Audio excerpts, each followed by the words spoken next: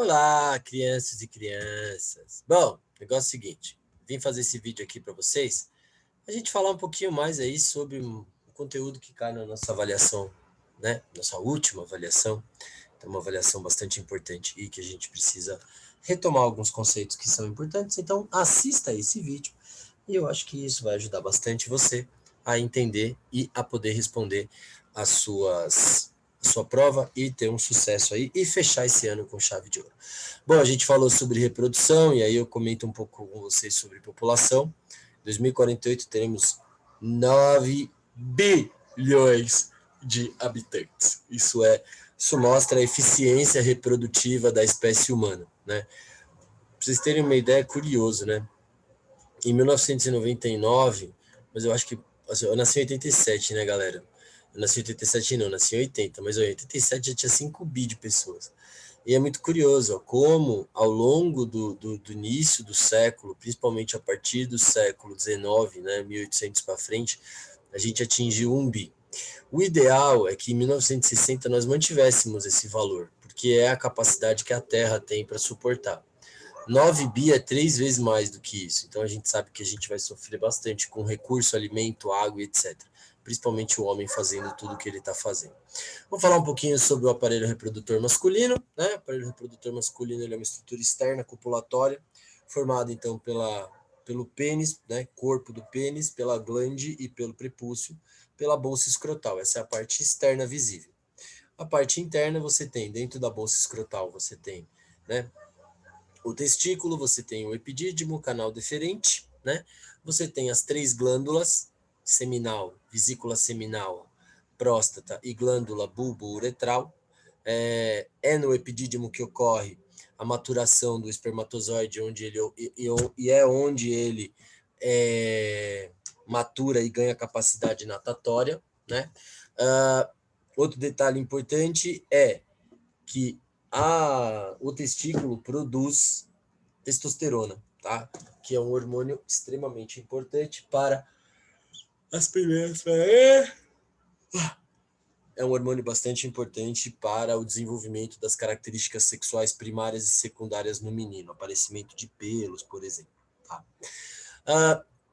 A próstata, a vesícula seminal e a glândula bulbo-uretral produzem substâncias que vão nutrir, dar energia, dissolver e permitir a natação do espermatozoide durante a ejaculação. Então, ele maduro, ele sai do canal deferente, atravessa, passa pela vesícula seminal e chega até a região da uretra, tá? O caminho daqui do epidídimo até aqui, a saída na ejaculação pela glande, pela abertura da uretra na glande, é de aproximadamente 40 centímetros. Então, você vê como o espermatozoide ele faz um caminho absurdamente gigante, tá? E o homem só tem essas estruturas, tá? Quem determina o processo de ereção, ejaculação, micção, porque como o homem ejacula e urina pela mesma estrutura, né? Então é o sistema nervoso simpático e parasimpático, ok? Que atuam de maneiras conjugadas, ok?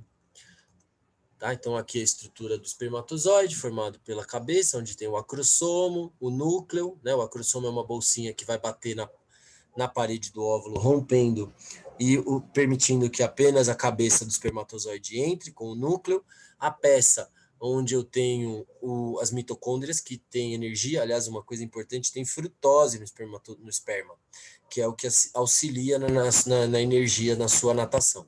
E a cauda, que é feita de microtúbulos, tá? Que é um tipo de proteína. Então, aqui é a estrutura do testículo, lembrando que ele produz testosterona, não vai confundir, tá? A fimose eu já tinha falado para vocês. Sistema feminino, né? Sistema feminino, então, galera, a parte externa a gente chama de vulva, tá? Onde você tem grandes lábios, pequenos lábios, abertura da uretra e abertura do canal vaginal. Então, aqui é a bexiga, aqui é o canal vaginal e aqui é a abertura. E o clitóris, que é a estrutura excitatória, fica logo acima da abertura da uretra. Tá? Uma coisa bastante importante é a posição do útero, né? Ele é frontal decidual, então ele vai para trás e o bebê cresce nesse sentido, é muito curioso. E às vezes eu tenho alguns, né, que são relativamente dobrados, o que dificulta a gestação, tá? Então você tem aqui né? Grandes lábios, pequenos lábios, abertura da vagina, abertura da uretra e clitóris. Pelos pubianos, ou monte púbico, né? Ou pudendo, que a gente chama feminino. Internamente eu tenho ovário, fímbrias, tuba uterina e o útero propriamente dito, tá? O útero é uma musculatura elástica que pode aumentar até 14 vezes o seu tamanho natural, quando o bebê está lá dentro, tá? Aí nós temos dentro da parede do útero o endométrio, só para vocês lembrarem do endométrio. O endométrio é a camada onde o óvulo vai ficar fecundado, vai se fixar, chamado de nidação. E a fecundação ocorre na tuba uterina. E aí o óvulo fecundado ele desce até o útero, onde está o endométrio. Lá ele vai começar a se desenvolver, e aí ele vai começar a se desenvolver, e aí o endométrio ele vai crescer e as quantidades de hormônios vão ficar relativamente constantes, e haverá a produção de um hormônio específico chamado gonadotrofina coriônica, que vai desenvolver os anexos embrionários, que são, no caso, placenta, amnion, córion e alantoide, que vão formar a estrutura do baby, tá? Então, essa é uma característica bastante importante.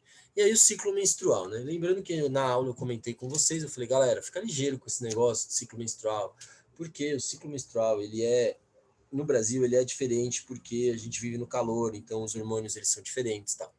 E o ciclo menstrual que a gente usa, normalmente, é o de 28 dias, que a gente chama de ciclo menstrual lunar. Mas a mulher brasileira, ela tem, em média, um ciclo de 30, 32, 33, algumas até de 35. Então, partindo desse pressuposto, né, no primeiro, partindo de um ciclo perfeito, a, terminou a menstruação, né, dia 1. E aí, ó, você tem o fluxo menstrual, pá, acabou, zerou. Aí você começa a fase de regeneração, então o endométrio começa a crescer. Aqui, ao mesmo tempo que o endométrio cresce, você tem a produção de estrógeno em grande quantidade. E o chamado hormônio folículo estimulante, porque ele vai estimular a formação do óvulo, aqui, ó, folículo estimulante, tá? Então ele forma essa estrutura. Quando ele chega no 14º, entre o 14º e o 17º dia, você tem a liberação do óvulo, né, na forma do ovócito secundário. Ele é liberado e aí há uma queda na produção de estrógeno e um aumento na produção de progesterona por causa da ação do corpo lúteo, que produz o hormônio luteinizante. Então ele chega no seu pico, aqui vai demorar mais ou menos uns 4 dias, de 4 a 5 dias você tem a fixação. Se não houver fixação, tanto estrogênio quanto progesterona caem absurdamente, e aí a gente vai para a fase do fluxo menstrual, fechando o ciclo novamente, tá? Então é assim que funciona. Agora, se fecundou, aí você vai ter, se você tem a fecundação, então a progesterona, o estrogênio e a gonadotrofina, elas vão ter taxas constantes para poder formar a estrutura, né? Para poder formar a estrutura da placenta, tá? Então, essa é uma característica. Não faça método de tabelinha, porque não dá certo, tá? Porque como a gente tem meses de 30, meses de 31 e meses de 28, vai dar alguma coisa, tá? Fecundação, ela ocorre então na tuba uterina, né? O processo chamado nidação. O útero começa a crescer, então você tem aqui o ciclo ovariano, que vai liberar o óvulo. O espermatozoide vem daqui do canal vaginal, sobe, sobe, sobe, sobe, sobe, sobe, sobe, sobe, sobe, puf, fecunda. Depois o óvulo é transportado, fecundado, ele começa um processo chamado de clivagem ou segmentação, que é isso aqui, onde ele vai formar essa estrutura chamada embrioblasto. Por que embrioblasto, pro? Embrioblasto é tecido, êmbrio é embrião, então é o tecido do embrião. E aí ele é implantado no endométrio, e aí o endométrio começa a recobrir, muito em função da gonadotrofina coriônica, tá? E aí essa gonadotrofina, ela estimula, galera, a formação de estrutura bastante importante. Então você tem o líquido, o amnion, que vai produzir a bolsa, estrutura da bolsa amniótica, que tem o líquido amniótico, onde normalmente vão ficar as excretas do bebê, que serão depois retiradas pelo cordão umbilical da mãe, né? E aí você tem a parede do útero fixada com a placenta, tá?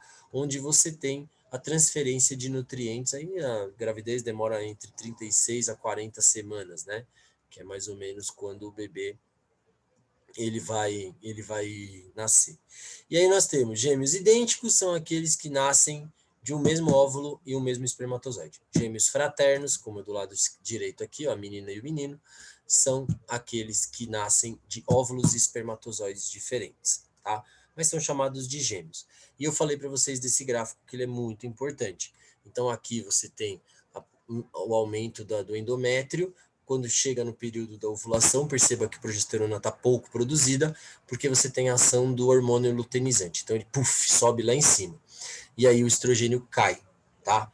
E aí aqui, tanto como não houve fecundação, tanto o estrogênio quanto a progesterona caem de vez. E aí você tem o fluxo menstrual, tá? Esse gráfico cai em todas as provas de todos os vestibulares que vocês podem imaginar no mundo. Como eu falei, a determinação do sexo, ela se dá por 2 cromossomos, tá? Que é chamado de cromossomos sexuais. O X é maior, o Y é menor. E nós temos algumas anomalias. Todos os outros cromossomos que você vê aqui são cromossomos chamados de autossomos, que dão o tamanho do dedo, tamanho do pé, tamanho da cabeça, tamanho do olho, cor do olho, tudo isso. Os hormônios sexuais não. Eles só vão definir a estrutura da sexagem, tá? Vai ser masculino ou feminino, tá? Agora, é diferente da parte de ideologia de gênero, não tem nada a ver uma coisa com a outra. Fica bem esperto em relação a isso, porque sempre confunde. E outro detalhe, anomalias que ocorrem, acho que eu comentei com você, cheguei a comentar isso com vocês em aula, anomalias que ocorrem, galera, nas pessoas, elas não podem ser consideradas dentro da normalidade, como, por exemplo, síndrome do X frágil, síndrome de Klinefelter, síndrome de Turner, síndrome de Down. Apesar da síndrome de Down não ser uma síndrome sexual, não está ligada ao cromossomo X e Y, mas é síndrome, né, gente? São anomalias, são as chamadas alterações cromossômicas, tá? No caso dessa menininha que tem síndrome de Down, não é uma anomalia sexual. Ela é uma aberração cromossômica ou uma alteração nos cromossomos 8 e 21, tá? Uma briga entre o que a gente chama de translocação entre o cromossomo 8 e o cromossomo 21, tá? Ou você tem 3 cromossomos 21. Pode acontecer, tá? E aí você tem, ó, síndrome do triplo X, que é o que, no caso, no cromossomo 21, tá? Isso não sexual. Aí você tem aqui, ó, tá? A pessoa, ela tem síndrome de Down, ok? Tá? Você tem a síndrome do triplo X só no sexual, que a gente chama de síndrome de Klinefelter, tá? Pode atingir homens e mulheres. Então aqui é uma pessoa com síndrome de Turner, que a gente chama de X0, porque ela não tem o outro cromossomo, seja ele masculino ou feminino, tá? A síndrome do duplo Y, supermacho. Nós temos também a síndrome da superfêmea, tá? Então aqui é a síndrome de Klinefelter, tá? Pode ser XXY, tá? E também o caso da superfêmea, que a gente chama, né? Que é triplo X. É uma anomalia muito... pode acontecer. Mas é anomalia, gente. Então não existem essas coisas, tá? Então o ideal é que vocês façam aqui, né? Então, ó, 44XX normal, 45 tem uma trissomia, 44X uma nulissomia, porque só tem um X, 44XY é menino normal, 44 é síndrome da superfêmea ou triplo X, 44 duplo XY é síndrome de Klinefelter e aqui do supermacho, que é o duplo Y, tá? Então essas são as anomalias normais aí que a gente tem, ok? Já no caso de vocês, né, que a gente sempre falou em relação à adolescência, são as mudanças que ocorrem, e a gente fala um pouco sobre método contraceptivo. Pílula anticoncepcional, eu tinha explicado em aula para vocês, falado exatamente sobre isso, falado que você tem a pílula que é de regulação, a pílula que é para evitar filho, e a pílula que não é para menstruar, e a pílula do dia seguinte, que é aquela quando você não usa preservativo, tá? Então, ela é um método seguro, mas ela não é o mais seguro, tá? O preservativo é o mais seguro, principalmente o masculino, é o mais barato, distribuído de maneira gratuita nos postos de saúde, né? O preservativo feminino também existe, tá? Mas o mais utilizado pela mulherada a partir dos 35 anos é o DIU, tá? Então o DIU, ele é um dispositivo intrauterino e ele libera uma substância que é espermicida, tá? Principalmente o cobre e prata, tá? Que destroem a parede do acrossomo. E aí o espermatozoide não consegue sobreviver porque ele não vai conseguir fecundar o óvulo, tá? Aqui nós temos o diafragma, que é colocado entre o final do canal vaginal e o início do colo do útero, tá? Às vezes dá certo, às vezes não dá, gente, porque por causa da movimentação durante o ato sexual isso pode acontecer. Coito interrompido é você retirar o pênis antes que ocorra a ejaculação. É muito arriscado. Conheço muito amigo meu que acabou sendo pai por causa disso. E a pílula do dia seguinte que o Pro comentou com vocês, né? Que ela só deve ser usada em uma situação de emergência, tá? Laqueadura e vasectomia são processos cirúrgicos, né? No caso da mulher, a laqueadura, você faz um corte, uma amarração, e no caso do homem é a mesma coisa. O do homem é muito mais fácil de fazer do que o da mulher. O do homem é um pontinho só que o médico dá e, tipo, em 48 horas você tá bem. Na mulher é uma cirurgia, porque você tem que abrir a barriga, você abre a pele, você abre o peritônio, você abre o músculo, desloca os órgãos, faz a cirurgia, faz a amarração, dá anestesia geral, aí costura o peritônio, costura o músculo, costura a barriga. Meu, desnecessário, né? Muito mais fácil o homem fazer vasectomia do que a mulher fazer laqueadura, tá? Então essa é uma característica bastante importante que a gente precisa ficar bastante atento. Tomar muito cuidado, né, gente? E as doenças sexualmente transmissíveis, né? Como é o caso da sífilis, da gonorreia, o cancro, peço que vocês deem uma lida geral. Grifem, principal causador, sintoma e prevenção, tá? Hepatite, HPV, AIDS, né?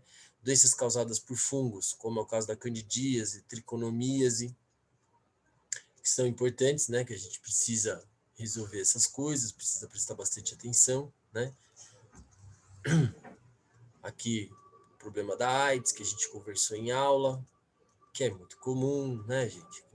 Sucessão de besteiras que a galera faz, desnecessárias, certo? Então, essa é uma característica geral. Então, falar um pouco sobre esse apanhado, né? E eu acho importante vocês virem com as dúvidas durante a aula, acho que é o mais plausível, né?